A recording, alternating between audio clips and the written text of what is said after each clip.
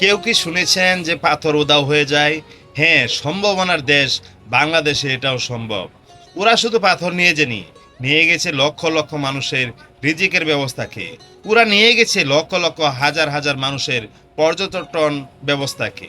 ওরা নিয়ে গেছে লক্ষ লক্ষ মানুষ যেখানে যে মনকে প্রশান্ত করত, সেই স্থানটুকু কেড়ে নিয়েছে হায়নার দলেরা। সারা বাংলাদেশের মানুষ, পরিবার, পরিজন, বন্ধুবান্ধব সহ মনকে প্রশান্ত করার জন্য সুযোগ পেলে ছুটে আসতো বোলাগঞ্জ সাদা পাথর। কিন্তু কিছু অসাধু লোভী হায়নার এর কারণে হারিয়ে গেল সেই সৌন্দর্যটুকু, যেখানে দর্শনার্থীরা এসে পাথর নিক্ষেপ করতেন, মাছ ধরতেন, মন আনন্দে বসে বসে গান করতেন এবং মনোরম দৃশ্যগুলো দেখতেন। সেগুলো যেন আজ মরুভূমির চর হয়ে আছে। বোলাগঞ্জ সাদা পাথর এলাকায় সকাল থেকে রাত্র পর্যন্ত যেন বাজারের এক পসরা বসে থাকতো। দর্শনার্থীরা তাদের সাধ্যমতো নানা ধরনের শৌখিন জিনিসপত্রগুলো কিনতো।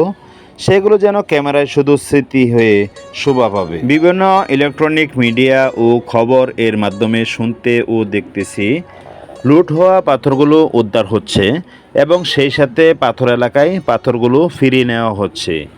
আশায় মনে বাঁধছি বাসা সেই চিরচেনা বোলাগঞ্জ সাদা পাথর এলাকাটি যেন আগের রূপে ফিরে আসে। ধন্যবাদ বন্ধুরা, মূল্যবান সময় দিয়ে পাশে থাকার জন্য।